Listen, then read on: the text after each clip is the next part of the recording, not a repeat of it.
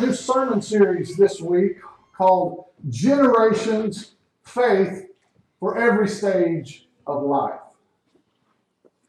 In every stage of life, there are built-in excuses for not serving the Lord. In every stage of life, there are things that we can say about why we decide not to be a part of a church family, not to surrender our lives to God's will, not to serve Him. I mean, but most all of it just kind of boils down to selfishness, doesn't it? You know, when we're teenagers and just out of high school, you know, a lot of people sort of fall away at that point, and they want to kind of explore and do their own thing and figure out, you know, if their faith is the same as their parents' faith and all of that, and then pretty soon, you know, you've got your own thing going on, and if you're not careful, you drift away. And then, you know, when you start to get married, when you're first married and you both, I remember this time in my life when Angel and I were first married, we both had jobs before we had kids that ruined everything. You know, we could just do anything. We had money and we had time. Some of you might remember that time in your life before kids came along. And when we were first married, we were married about 6 years before Landon was born. And we could do whatever we wanted to. And so the temptation in that time of life is to say, well, you know, we're busy. We got to get stuff. And then when kids come along, that's a built-in excuse, right? Because kids are work and they're big. You're busy. There's always something going on when there's kids. And, you know, I only had one, and he kept me busy. Some of you guys have had 3 or 4. I don't know how you do it. You just kind of rick them up, and along you go, I guess. I don't know how you do that. But the kids are sort of a built-in excuse to not participate in the life of the church, or to not read your Bible, or to not be engaged in your faith, because it makes you busy. You know, and pretty soon they get a little bit older and they start having ball games and you know, activities and dance lessons and piano lessons and running here and there, and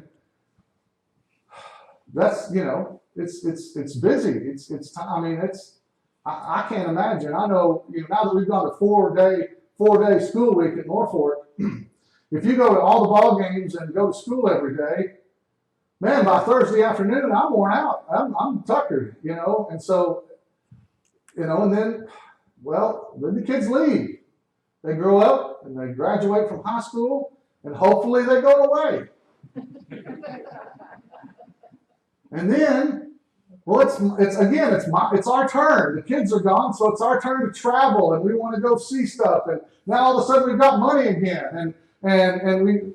Or at least I hope that's how it works. I don't know. I haven't figured that. I haven't seen that yet. But maybe I'm hoping it's up. But you know, you're kind of free again, and so you can kind of, and then, you know, all of a sudden, then you got grandkids, and then we got to go see the grandkids, and I don't blame you. I am going to spoil my grandkids so hard. It's going to be, and Landon's going to deserve it. And I've told him he's got to get his act together so he can get a decent woman that will like him, so I can have some grandkids. And that's all I care about at this point about him, is that he'll just get his act together so he can attract a decent woman and have me some grandkids. So that's, you know, whatever else he does in life, that's up to him. Okay, so, you know, and then and pretty soon, and then, you know, there's health issues, and you know, there's always an excuse, right? There's a built-in at every stage in life. There's a built-in excuse. But we're called, whether we're 17 or 87. Jesus says, "Come, follow me." He doesn't say, once this stage of life is over, then come and follow me. He says, he told Peter, throw down your nets, whatever you're doing. Come, follow me. So, I think that means that Arkana Baptist Church, we should have people from every generation in this church learning how to follow Jesus. We should be a multi-generational church. And I didn't make that word up. That's a word that's kind of been bandying around. A multi-generational church. The problem is that that's harder and harder to do for a few reasons. One is people are living longer. So if you think about it, we actually have 5 generations right now living and trying to do life together in our country. That's really never happened. I mean, there's always been a few old folks around, you know, but the median age is getting older and older and older. I mean, when I was a kid, we were just talking about that. Most men died in their 60s when I was a kid. I mean, an 80-year-old man was old, you know, and there were always a few widow women around that who knows how old they were. They wouldn't tell nobody, but but people are living longer and longer, and a lot of the people that I graduated from high school with are grandparents. They have grandkids. And so I'm old enough, you know, to be a grandpa. I mean, I've got the gray beard and everything. I could be a grandpa. But I also am still a grandson. I still have both of my grandmothers are living and relatively healthy. And I'm grateful for that. I'm so glad that I still have them at this point in my life. Most people my age don't, but you see, we have 5 generations. I'm a grandpa that still has grandmothers. 5 generations. How do we do that? And to top it off, we have culture that is changing so rapidly that each new generation is culturally so very different from the generation that came before them. Because it's the culture they grew up in. I'm 47. If you're 87, I culturally have a lot more in common with you than I have in common with a 27-year-old. Because culture continues to change so rapidly. So how? Well, 2 questions I want us to answer today. First of all, why? Why should we have a multi-generational church? Why should we go to the trouble? Because honestly, a lot of churches don't. What we see in church life today, for the most part, are churches that really attract only 1 or 2 generations. Because it's hard to be a multi-generational church. What we see mostly is new churches that go out and we should be grateful that people are planting new churches. We see new churches that go out and establish themselves to attract a certain generation, and I've served in those churches. I've led worship in churches where there weren't very many gray heads in the congregation. I don't think that's necessarily a healthy thing. But we also see churches that serve mostly older people. And I don't think that's a healthy thing either. Because we become selfish when we only focus on our own needs and our own wants. So I think it's important that we try to have a multi-generational church because it honors God. It honors His plan. That our faith is passed down from generation to generation. We need each other as different generations. I need young people to keep me. Listen, the older I get, the more I understand. It's hard to change. It's hard to change. I don't even like changing what I have for dinner, much less, things. And a lot of times the church is seen as the one place where we can go and find something familiar. And I understand, but I need, as I get older, I need young people to continue to challenge me and to continue to help me to understand what it means to pursue my faith in new and different ways all the time. Without young people to renew our churches, well, what's going to happen to them? Well, they're going to die. So we need each other. We need the church to continue. Psalm 89:1 says, I will sing of the Lord's great love forever. With my mouth I will make your faithfulness known through all generations. We need to make the faithfulness of our God known to each new generation. And you guys have heard it said before that Christianity is only one generation away from being extinct. Now, I don't think God's going to keep his church alive. I believe that. But maybe not this church. There's churches. I should have looked up the statistics, but in Arkansas, Southern Baptist churches shut their doors every week. New churches are started almost weekly also. We have new churches and old churches. There's a life cycle to these things. But I don't believe that the life cycle of Arkana Baptist Church is winding down. I don't believe that. And I hope you don't either. I wouldn't be here if I did. But we have to understand how and why we should be a multi-generational church. But there are challenges. I looked this up. This is off of a pastor's website. Pastors who serve in multi-generational churches, they get interesting complaints. And so these are actually things that have been said to pastors. One pastor got this tip. He said, our expensive coffee is attracting too many hipsters. Can't have too many hipsters. Preachers who don't wear suits and ties are not saved. It's in the Bible. That was actually said to a preacher. Your socks are distracting. I'm not sure how that works. I don't like the color of the towels in the women's restroom.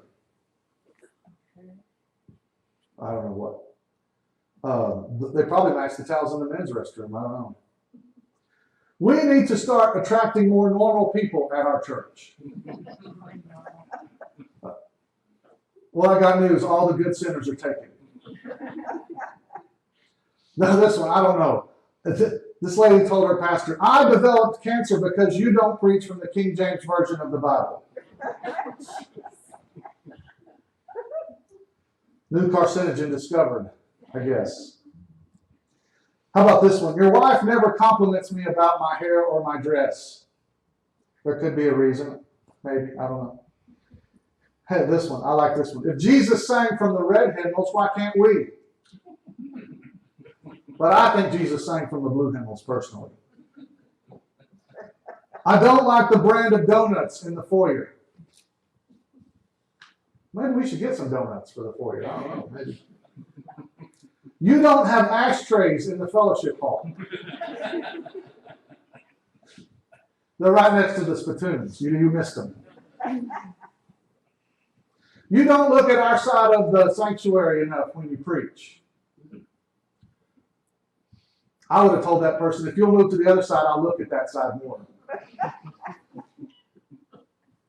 We're leaving the church because you have a red cross on the building, and that's the color of the devil.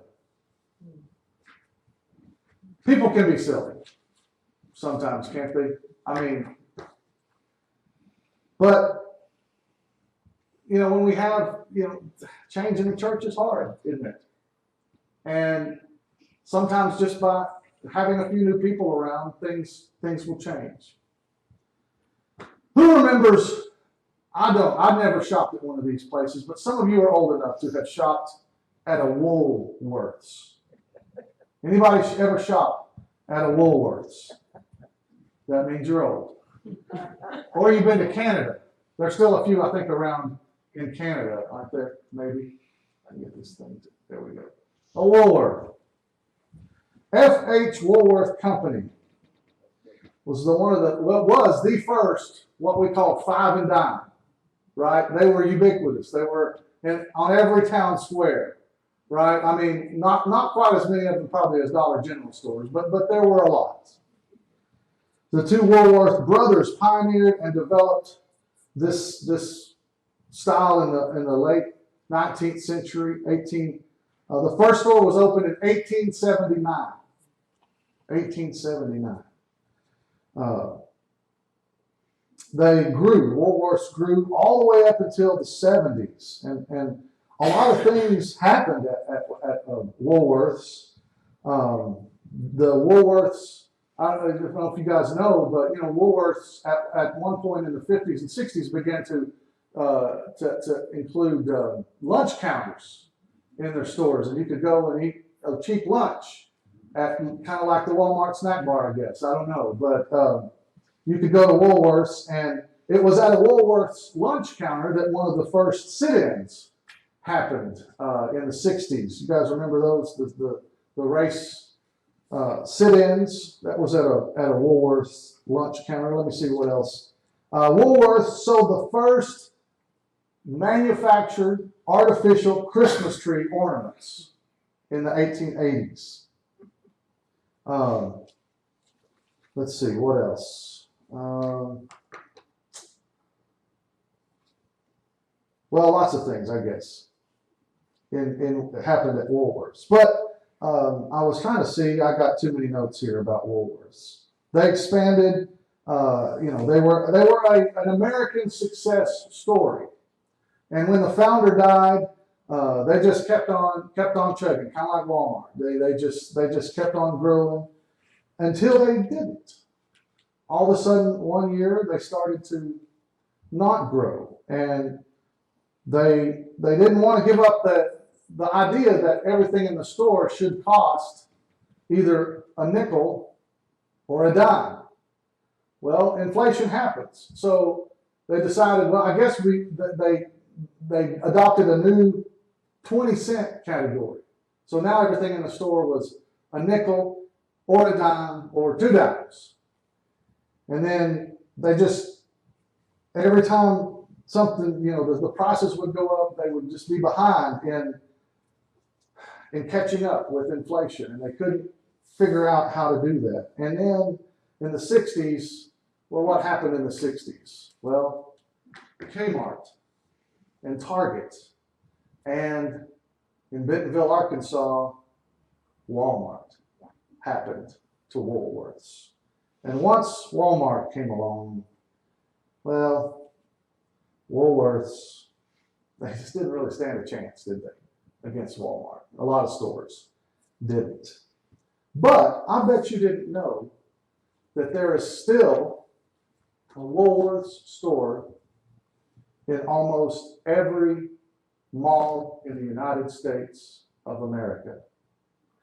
Because in the 60s, Woolworths Woolworth Company, bought a small chain of shoe stores. And then I think it was in the 80s, they changed the name of that shoe store. But the original company was Woolworth. And so as those companies died out, as the stores couldn't compete anymore, they put more and more of their time and energy into this little shoe store that they had bought. And it changed its name, but it's still the same company after all these years. It's the same Woolworth company that was formed in the 1870s. And you've probably shopped at a Woolworths and didn't know it. Woolworths is now Foot Locker. Did you know that? Yeah. Same company that was founded all those years ago. Now, it's not the same experience, is it? Going into a Foot Locker. I've bought shoes at Foot Locker. You just go in there and some nice young person who has no clue what they're doing comes and you tell them what size you want, what shoe and all that. But it's a different deal, isn't it? It's a different thing.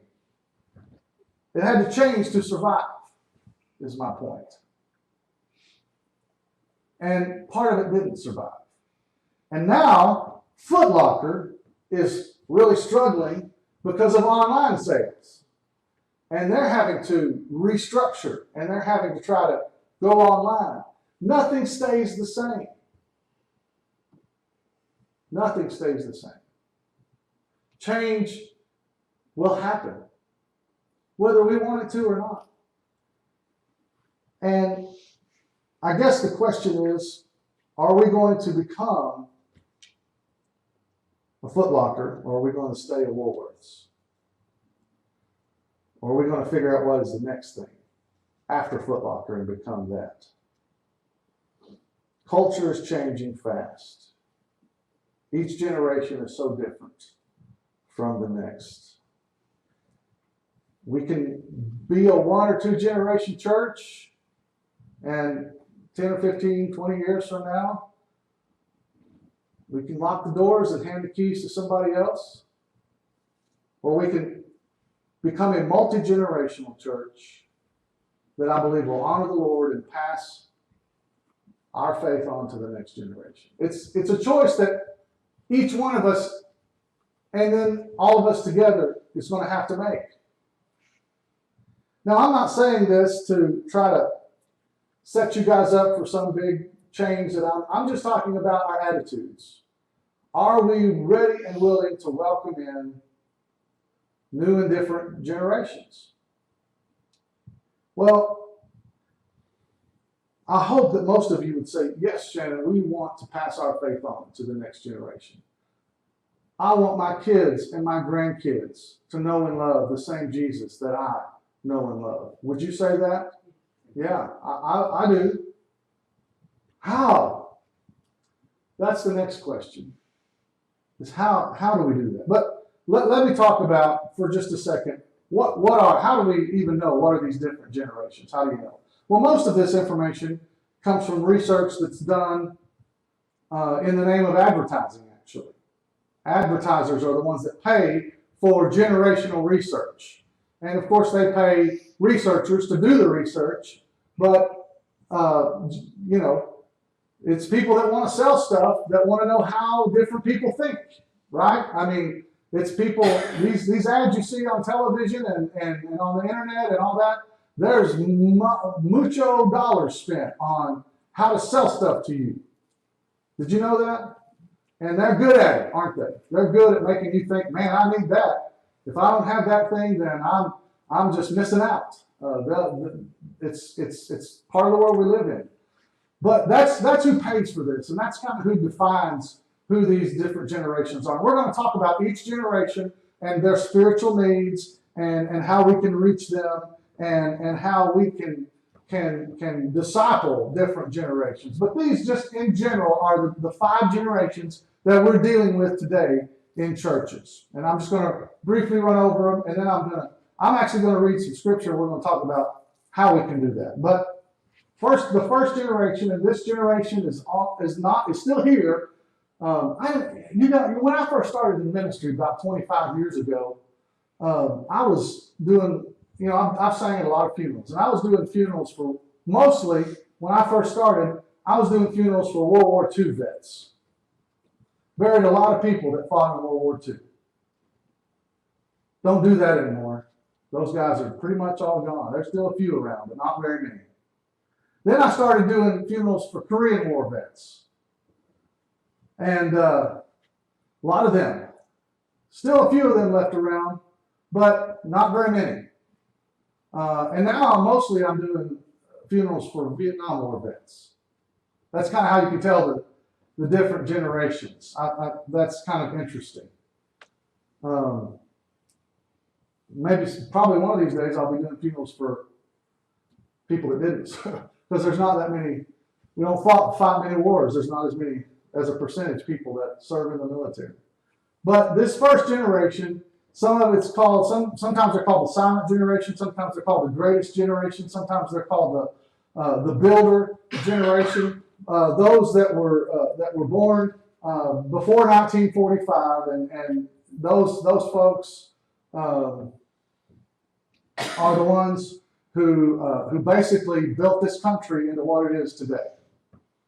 And there's a lot of great things about that generation, but There's not as many of them left with us, and there's more and more going away all the time, but many of them are still around. And then the next generation are the baby boomers, born, and there's different numbers for these birth times. I printed out too much research up here that I was going to show you, but basically the baby boomers were born after World War II and before about 1965.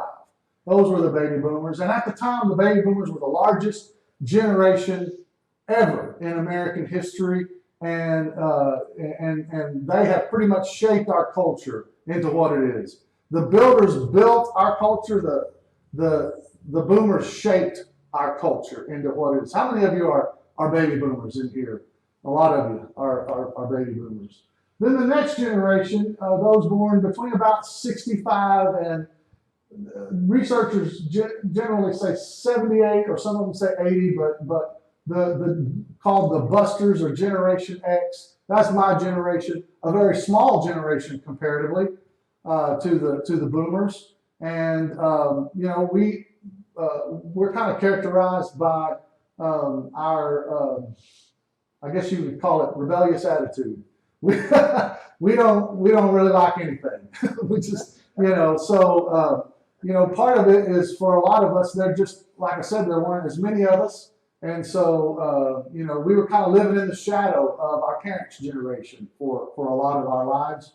And so, but right now, that's who's mostly in leadership. We're beginning so the baby boomers have held on to leadership for a long time. And now you're beginning to see a lot more of my generation becoming pastors and leaders in churches. And so that's now. The next generation is the one that a lot of people are talking about these days. It's the Millennial Generation. Those born between about 1978 and 1980 to about 2000. The Millennial Generation. And they are right now the largest generation in America. Even bigger than the baby boomers is the Millennial Generation. And up to this point, Christianity in each generation was holding its own. But in the Millennial Generation, Christianity has taken a nosedive. And there are a lot of millennials who are not believers, or they did not take up the faith of their parents. And but they are a large generation, and a lot of us tend to think of the millennials as kids, but the oldest millennials turned 40. They're not kids anymore. They're not the youngest ones around anymore.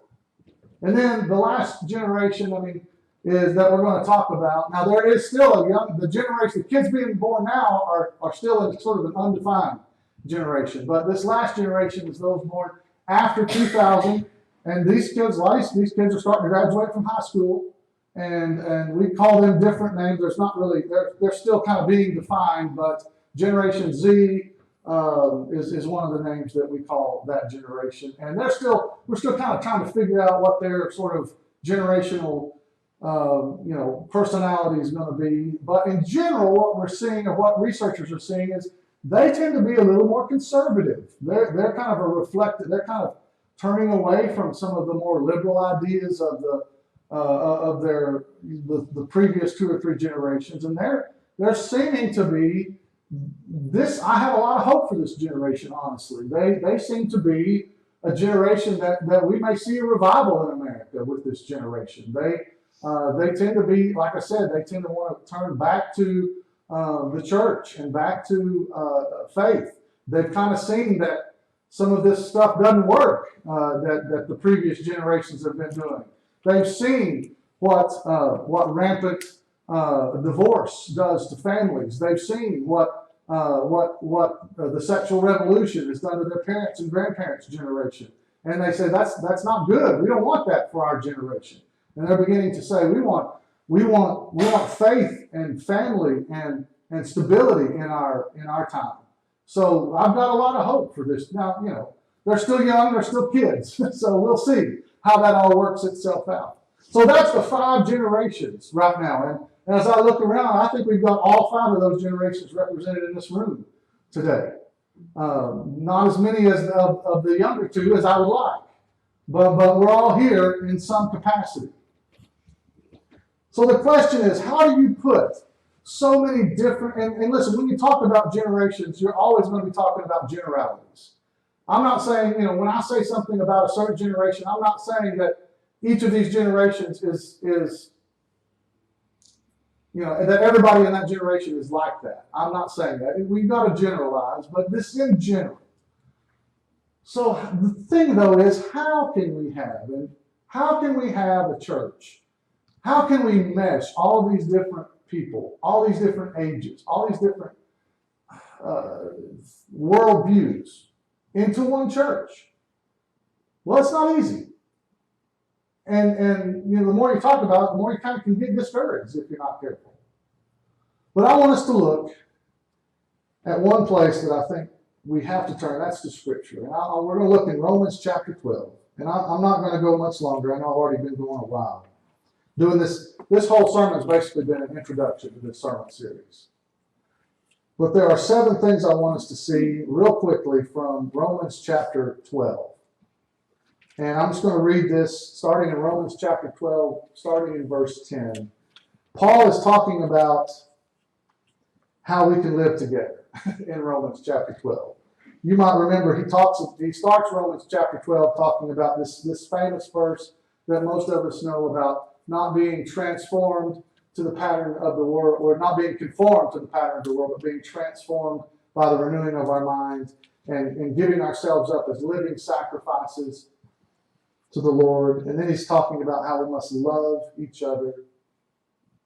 And then in verse 10 he says this. He says, be devoted to one another in love. Honor one another above yourselves.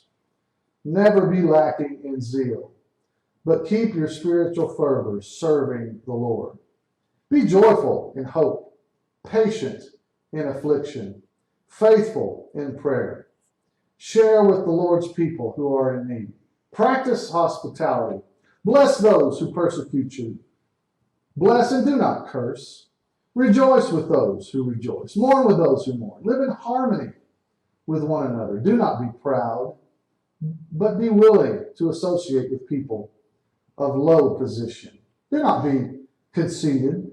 Do not repay anyone evil for evil. Be careful to do what is right in the eyes of everyone. If it is possible, as far as it depends on you, live at peace with everyone. That's how we have a multi-generational church. 7 things real quickly I want to call to your attention from this. They're right there, but I want us to kind of, if I can get this thing to move forward. Real quickly, 7 things. I'm just listing them up here. First of all, we have to be devoted to one another in love. We have to love each other. This never work if we don't love each other. We have to give preference to one another in honor. We have to honor others above our own preferences. You have preferences about what should happen in church when you come to church. I have preferences. I don't always get my way. You're not always going to get your way. We have to honor other people above ourselves. We have to honor other people's preferences. I prefer certain things. You prefer certain things. We're not always going to get those. We've got to understand that. But part of not getting those is honoring other people. Does that make sense?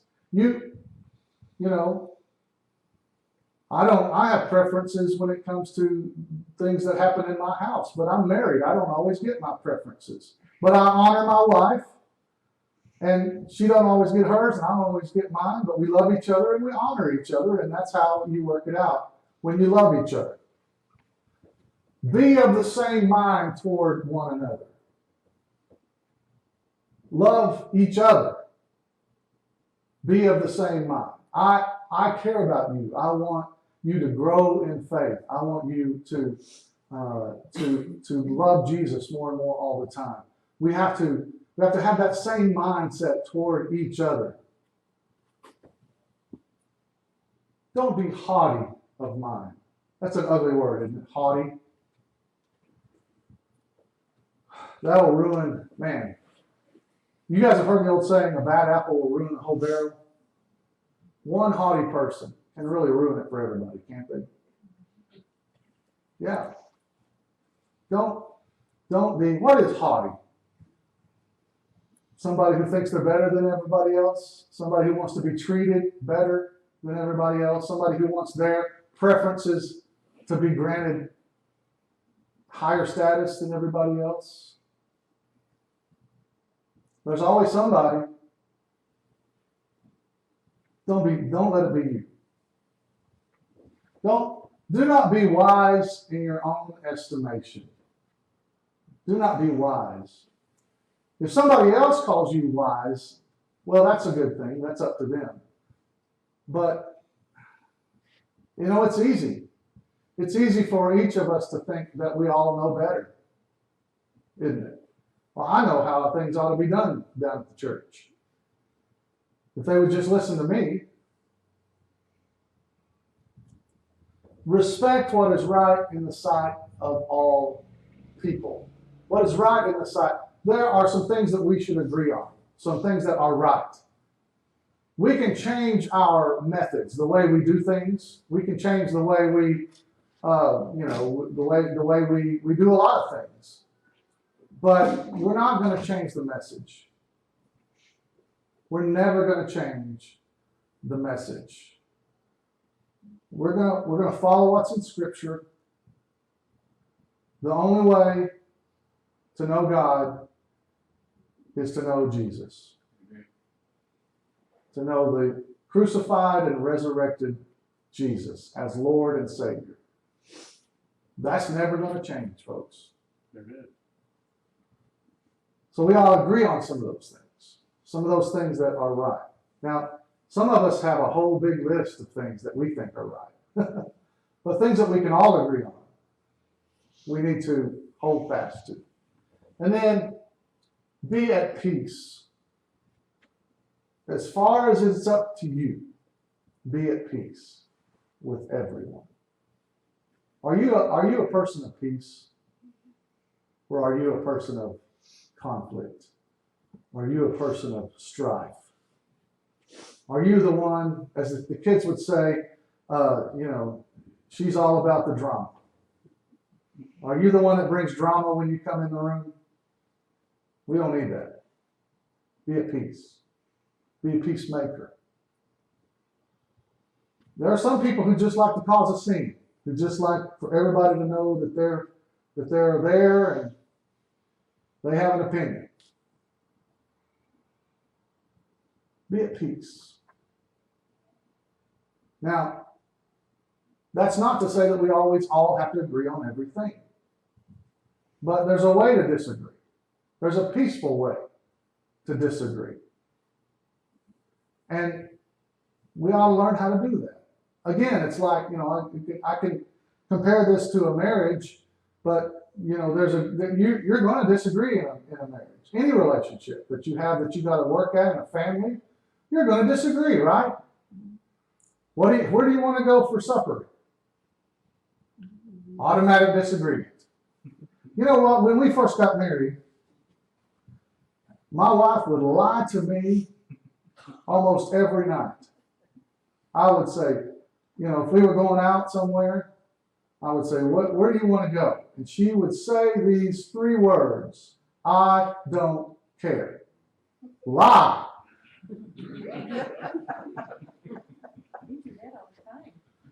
I would say, okay, then I would go where I wanted to go. And I'd pull in the parking lot and she would say, we're going to eat here. You said you didn't care. Well, I don't want to eat here. Well, you do care. Right? Yeah. Well, we had to work on that. We had to figure out that she did care. She just didn't want to be responsible for making the decision. It was such a weighty decision that she just couldn't bear to make it. Now, she cared about what I wanted, but she also wanted what she wanted. So the way we worked it out, and everybody has to work this out in their own way, is I gave her 3 choices. We can either go here, or here, or here. Which one do you want? About half the time, she'd say, give me 3 more choices.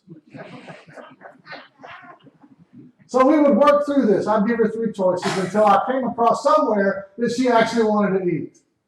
And in that way, we could sort of both be, somewhat. But you got to figure it out how to have peace, right?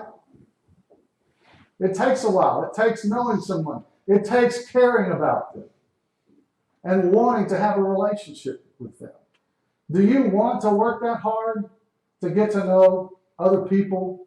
Do you want to care that much about other people, to work at being at peace with them? It's up to you. The decision is yours.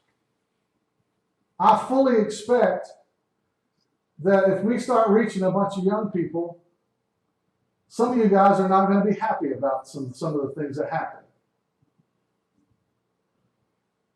And some of you some of you may not make it.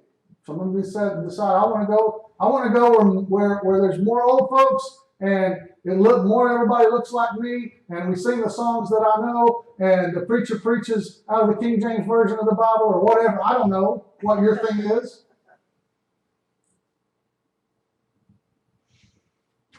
Are you willing to work that hard to make Arkana Baptist Church a multi-generational church? Is your heart broken for people who don't know him?